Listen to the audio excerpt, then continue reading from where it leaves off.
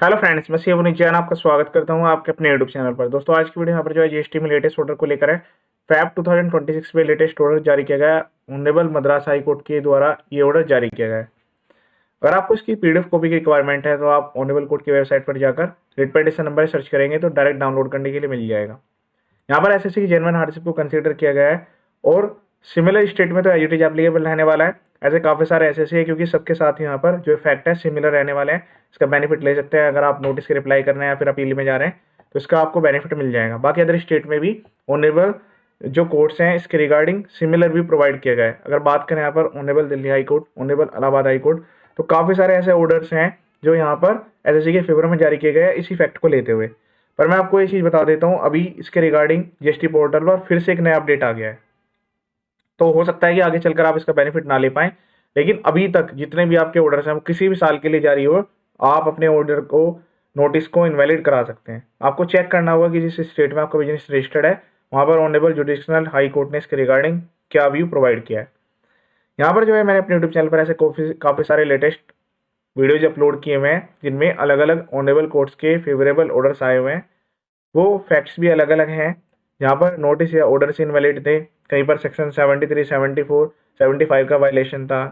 कई सारे केस ऐसे हैं जहाँ पर जैसे की जेन्युइन हार्डशिप को कंसीडर भी किया गया है। इनपुट टैक्स क्रेडिट के रिगार्डिंग भी काफ़ी सारे ऑर्डर्स आए हुए हैं। Late fees waiver, penalty waiver, वो सारे मिल जाएंगे। Return mismatch, R1 3B 2B, तो ऐसे काफ़ी सारे ऑर्डर्स हैं। तो आप वो वीडियो भी एक बार देख सकते हैं। आपको अपने नोटिस के जब रिप्लाई बनाएंगे उसकी ड्राफ्टिंग में या फिर अपील में जा रहे हैं उसकी ड्राफ्टिंग में, उससे काफ़ी हेल्प मिलेगी। जो भी लेटेस्ट नोटिस आए हुए हैं यहाँ पर, और अगर ऑर्डर जारी हो गया फिर अपील में जाना पड़ रहा है तो अपील के भी और नोटिस के रिप्लाई के भी सारे वीडियो यहाँ पर अवेलेबल हैं। अलग अलग फैक्ट्स को लेकर भी यहाँ पर काफ़ी सारे वीडियो अपलोड किए गए हैं। उन सबके ड्राफ्ट फॉर्मेट्स भी वीडियो के डिस्क्रिप्शन में अवेलेबल है। आप उनको अपने अकॉर्डिंग डाउनलोड करके मॉडिफाई कर सकते हैं। चैनल का पर्पज़ फुली एजुकेशनल है। वीडियो को शेयर जरूर करें। ये केस यहाँ पर ये वीडियो भी काफ़ी शॉर्ट में रहने वाला है क्योंकि केस बिल्कुल डायरेक्ट है और एसएससी के फेवर में है। बस आपको चेक करना होगा कि ऐसे कम से कम आपको 4 से 5 केस लो अपने रिप्लाई में और अपील में मेंशन जरूर करने हैं ताकि आपके फेवर में केस आने के चांस ज़्यादा रहें। जो ये अपील है यहाँ पर एक ऑर्डर के अगेंस्ट में फाइल की गई है, जो कि ऑर्डर जारी हुआ था 2021 के रिगार्डिंग। तो यहाँ पर जो फैक्ट है वो कुछ इस तरीके का है कि आपका जो यहाँ पर नोटिस है वो किसी भी साल का है, 24-25 तक, यहाँ तक कि 24-25 और 25-26 का हाफ पीरियड इसमें कवर हो सकता है।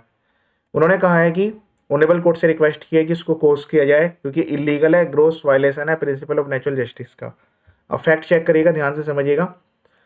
जो एसएससी है जो एसएससी की तरफ से लर्न काउंसिल है उन्होंने यहाँ पर सबमिट किया कि इस केस में जितने भी नोटिस है या कम्युनिकेशंस है, ये लाइन काफ़ी नोट करने वाली है। नोटिस भी आ जाते हैं, उसके बाद रिमाइंडर्स भी आ जाते हैं और ऑर्डर्स भी। इन्होंने सभी के सभी को चैलेंज कर दिया। Were uploaded by the respondent in the GST portal. तो ये जीएसटी पोर्टल इंडिया में हर स्टेट या यूटी में कॉमन है, ठीक है। सब में सेम ही प्रोसेस यहाँ पर अपनाया जा रहा है।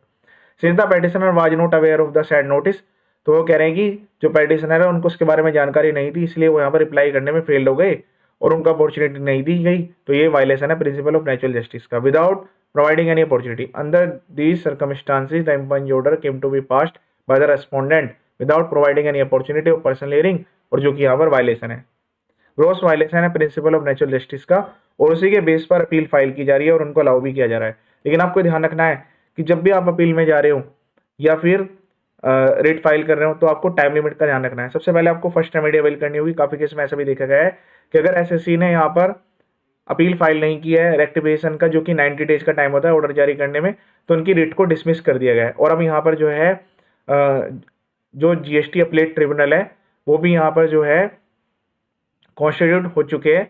तो आपको ये भी चीज़ चेक करनी होगी कि पहले आप जो है जो आपकी एजुकेशन अथॉरिटी है उसको प्रॉपरली सही तरीके से अपने रिप्लाई या सबमिशन सबमिट करें। अगर वहाँ पर आपको रिलैक्सेशन नहीं मिलती फिर आप अपील में जा सकते हैं, फिर उसके बाद जीएसटी देन उसके बाद आप यहाँ पर रेट में जा सकते हैं, ठीक है।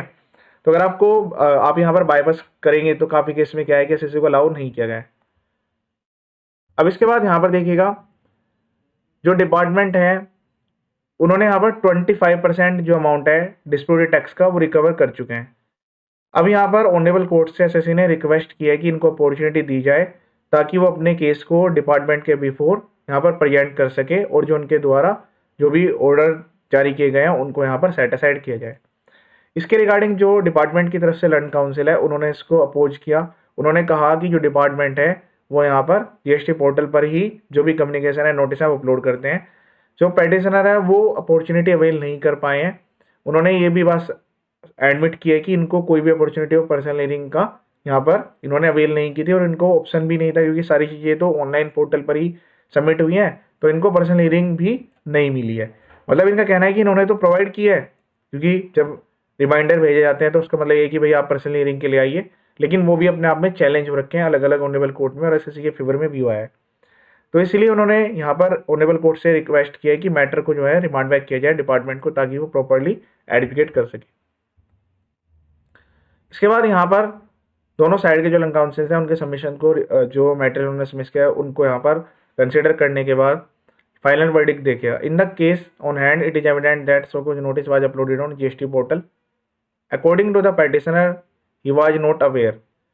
तो पहला पॉइंट तो आपको ये लिखना है कि जीएसटी पोर्टल पर अपलोड किए गए हैं। दूसरा पॉइंट है कि जो एसएससी है उनको इसके बारे में जानकारी नहीं थी, या ये भी आप ले सकते हैं प्ली कि कोई और फाइल करता है, जो भी पर्सन है उनको इसके बारे में पता था, उन्होंने कम्युनिकेट नहीं किया। तो अलग अलग जो कोर्ट्स हैं उसमें अलग अलग पॉइंट को लेकर चैलेंज किया गया है। तो यहाँ पर तो एसएससी ने खुद ही कहा है कि उनको पता नहीं था जीएसटी पोर्टल पर ओरिजिनल कुछ नोटिस जारी किया गया वो भी उनको नहीं पता था। तो इस सर्कमस्टेंस में ऑनरेबल कोर्ट का व्यू है कि जो इम्पंज ऑर्डर पास किया गया है वो without opportunity of personal hearing है, और यहाँ पर जो भी प्रपोजल थे कुछ नोटिस के वो कंफर्म किए गए हैं।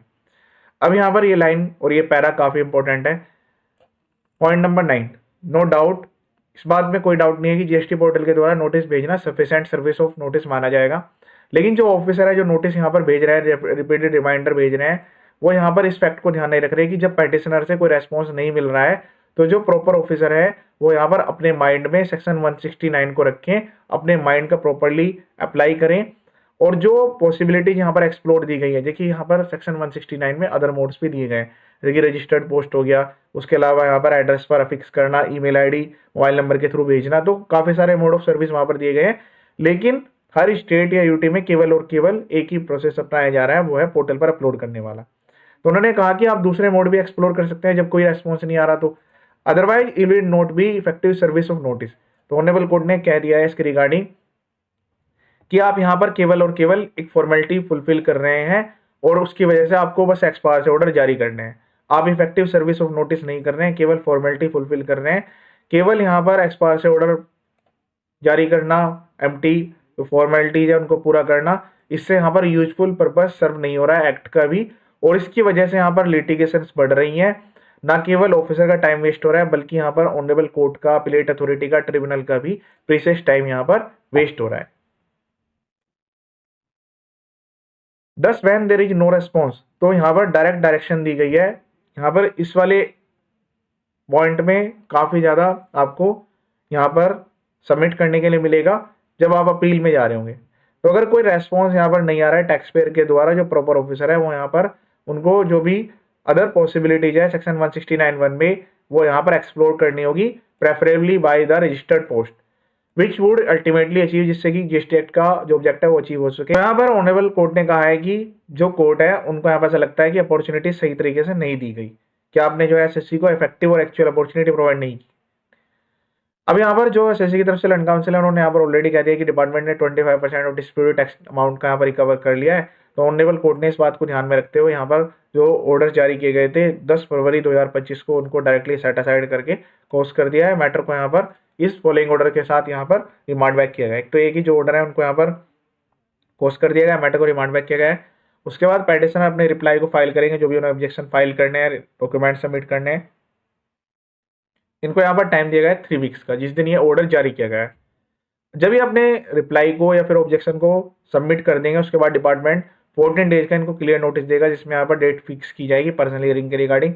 फिर उसके बाद जो पेटिशनर है यहाँ पर अपने जो भी सबमिशंस देने हैं, कॉन्टेक्ट करना है हियरिंग में, वो सब चीज़ सबमिट करेगा। उसके बाद अप्रोप्रिएट ऑर्डर पास किए जाएंगे मेरिट्स के बेस पर। जितना जल्दी हो सके उतना जल्दी ये एक्ट यहाँ पर किया जाएगा। इस तरीके से यहाँ पर रिट पिटीशन को एसएससी के फेवर में किया गया है और ये अपने आप में काफ़ी बड़ी रिलीफ वाला ऑर्डर जारी किया गया है। अब इसमें फैक्ट है पॉइंट नंबर 8, 9 और 10 में। अगर आपको भी ऐसा केस है कि आपको जानकारी नहीं थी एक्सपायर से ऑर्डर है, तो आप ये वाला प्ले ले सकते हैं। लेकिन यहाँ पर जो है आपको ध्यान रखना होगा कि जो इस टाइप की एक्टिविटी है वो आगे चलकर आप शायद ना ले पाएँ, क्योंकि पोर्टल पर फिर से चेंज कर दिया गया है और फ्रंट में ये विंडो दिखने लगी है जहाँ पर क्लिक करके नोटिस के द्वारा आप यहाँ पर डायरेक्टली पहुँच सकते हैं। उसके लिए मैंने सेपरेट वीडियो बना दी थी कि यहाँ पर जीएसटी पोर्टल पर ये अपडेट आया है।